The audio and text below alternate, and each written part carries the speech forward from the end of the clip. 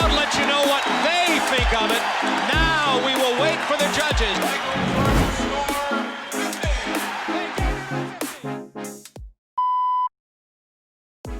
안녕하세요. 농구에 대해 모든 것을 알고 싶은 남자 식스맨입니다. 오늘 NBA 학개론 4교시에서 알아볼 주제는 저번 화에 이어서 돌아온 드래프트 2편입니다. 혹시 저번 화를 안 보고 오셨다면 오른쪽 위에 있는 링크를 클릭해 주시기 바랍니다. 그럼 지금부터 4교시 시작합니다.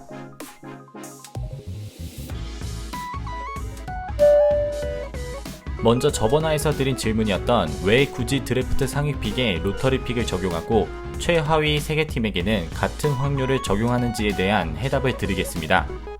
그 이유는 바로 순전히 성적의 역순으로 드래프트를 진행했던 과거의 문제점 때문입니다. 말 그대로 전년도 성적의 역순으로 드래프트 상위 픽을 나눠주자 다음 연도 드래프트를 위해 일부러 정규 시즌에서 최선을 다하지 않는, 속히 말해 탱킹을 하는 팀들이 많아졌기 때문입니다.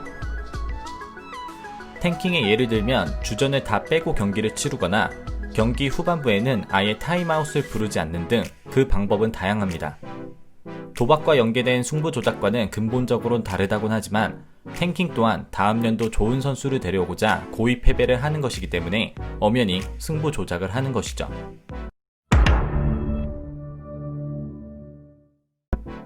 따라서 NBA는 1985년 드래프트부터 로터리 픽을 적용시켰습니다. 무조건 하위 팀부터 지명권을 순차적으로 주는 게 아니라 확률로 나눠주는 거죠. 하지만 이때만 해도 당첨 확률을 성적 순으로 상이하게 적용시키니 탱킹을 막기는커녕 특히나 역대급 신인이 나오는 드래프트에서는 로터리 픽이라 할지라도 더 높은 확률을 가져가기 위해 아예 시저 모드로 바꾸는 팀들이 생겨나게 됩니다. Ready to roll out. Identify target.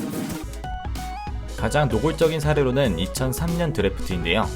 바로 갓 고등학교를 졸업한 르브론 제임스가 드래프트에 참여하였고 누가 봐도 그의 드래프트 1순위는 르브론이었습니다.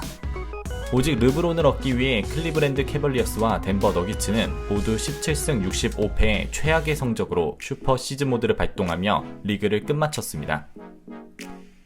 결과는 높은 확률을 가지고 있던 클리브랜드의 승이었고 르브론을 품에 얻게 됩니다. 이러한 탱킹 성공 사례가 계속해서 나오자 매 로터리 픽의 확률은 조금씩 조정되었고 2019년 픽부터는 아예 하위 3개 팀이 같은 확률을 가져가는 현재의 방식으로 변경되었습니다. 이렇게 발전되는 로터리 픽 덕분에 과거에 비해서는 탱킹하는 팀들이 적어졌지만 벤치 멤버들에게 경험을 준다거나 새로운 전술을 실험해보는 등 애매한 경기에서 탱킹을 시전하는 고단수의 팀들이 생겨났기 때문에 이를 완벽히 막을 수 있는 방법은 아직까지는 없는 것 같습니다. 때문에 NBA는 가장 노골적으로 탱킹을 하는 프로리그라는 오명이 있기도 합니다. 하지만 아까 전에 예시로 든 르브론 제임스처럼 탱킹의 성공 사례도 있지만 실패 사례도 당연히 존재합니다. 탱킹을 통해 상위 픽에 당첨된다 해도 기대하고 뽑았던 선수가 진짜 역대급 괴물이 될 수 있을지는 아무도 모르기 때문입니다. 반대로 기대도 안하고 뽑았던 선수가 1픽을 능가하는 퍼포먼스를 보일 때도 있죠. 실제로 농구 왕제 마이클 조던은 3순위로 시카고 불스에 지명되었고 안타깝게도 지금은 고인이 된 마음속 영원한 리빙 레전드 코비 브라이언트는 무려 13순위로 지목이 되었기 때문입니다. 아니면 아예 반대로 운이 따라주지 않아 픽을 놓치는 경우도 있습니다.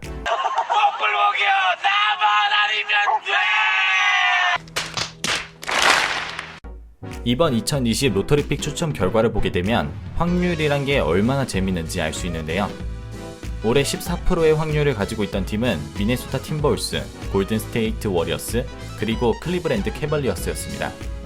하지만 1, 2픽을 나란히 가져간 미네소타와 골든 스테이트에 반해 바로 4.5%의 확률을 가지고 있던 샬럿 호네츠와 7.5%의 확률을 가지고 있던 시카고 불스가 나란히 3, 4순위에 당첨되며 클리브랜드는 14%의 확률을 가지고도 5순위 픽을 배정받게 되었습니다.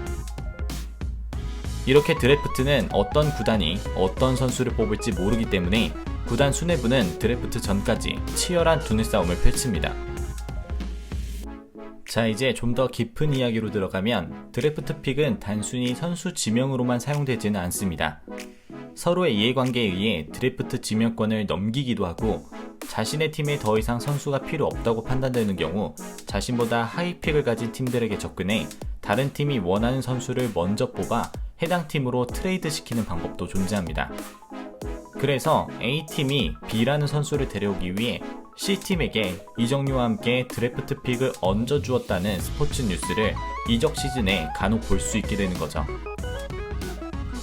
자, 이렇게 말도 많고 탈도 많은 NBA 드래프트에 대해 함께 알아봤는데요. 생각보다 많이 복잡하고 어려워도 한 번만 이해하면 더욱 재미있게 리그를 시청하실 수 있을 겁니다.